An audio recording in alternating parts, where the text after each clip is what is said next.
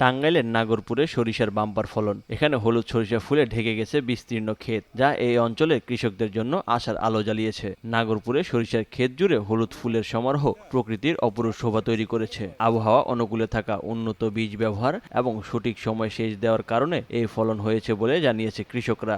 সরিষার ফলন বৃদ্ধি হওয়ায় কৃষকরা দারুণ উচ্ছ্বাসিত। এদিকে স্থানীয় চাহিদা মেটানোর পাশাপাশি বাড়তি সরিষা বিক্রি করে লাভের মুখ দেখছেন তারা। এছাড়া সরকারি কৃষি বিভাগ থেকে প্রয়োজনীয় পরামর্শ ও সহায়তা পেয়েছেন কৃষকরা। নাগরপুর সহ আশেপাশের এলাকায় সরিষার তেল উৎপাদন ও বাজারজাতকরণের সম্ভাবনা বেড়েছে। এতে স্থানীয় অর্থনীতিতে ইতিবাচক প্রভাব পড়ার আশা রাখছে সংশ্লিষ্টরা। এবার মাশাআল্লাহ, এবার আবহাওয়া ভালো এবং সরিষা মনে হচ্ছে বাম্পার ফলন হবে। মানে আমাদের এই দেশটা সোনার দেশ। যাই কিছুই আমাদের এই নাগরপুর অঞ্চলে যাই কিছু আমরা বপন করে এই এরিয়াতে সবই বাম্পার ফলন হয়। দেখেন সরিষা, ভুট্টা, আনুষঙ্গিক আরো যে ফসল আছে, প্রচুর এখানে মাটির প্রচুর উর্বর।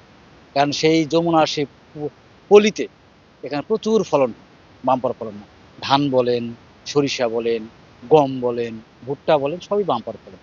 এবার আশা করা যাচ্ছে আল্লাহ যদি চায় যে সামনে যদি প্রাকৃতিক অবস্থা ভালো থাকে, তো খুব বাম্পার সরিষা হবে, এটা আমরা আশা করতেছি। 20 বছর আগে থেকে এরকম হলুদ সর্ষা ফুল এরকম কখনোই দেখিনি। মানে এটা মানে আগের দিনে ফিরে আসছি। মানে ছোটকালে যে সরিষা ক্ষেতে ছোটাছুটি করতাম বা দৌড়াদৌড়ি করতাম, এই জিনিসটা আমি অনুভব করতেছি যে আমার এত শান্তি, এত প্রশান্তি বা আনন্দ লাগতেছে, মানে সেটা বললে সারে না। খুব মনের ভিতরে একটা মানে ওরকম মানে 18 বছরের বা 20 বছরের যৌবনের যেরকম দৌড় পারে মানুষ, সেরকম একটা আসছে এখানে, যে মানে যে সরিষা ক্ষেতে দৌড় পারি। মানে এরকম একটা অনুভূতি আসছে। এই হলুদ পুরো চক কিন্তু হলুদই আছে আমাদের চক। এই চক এই চক আমরা বাংলা ভাষায় চক বলে থাকি। এই চকে আমাদের নানা হলুদ সরিষা আছে। এখানে ২ প্রকারের সরিষা বরণ করা হয়। লাল সরিষা এবং হলুদ সরিষা।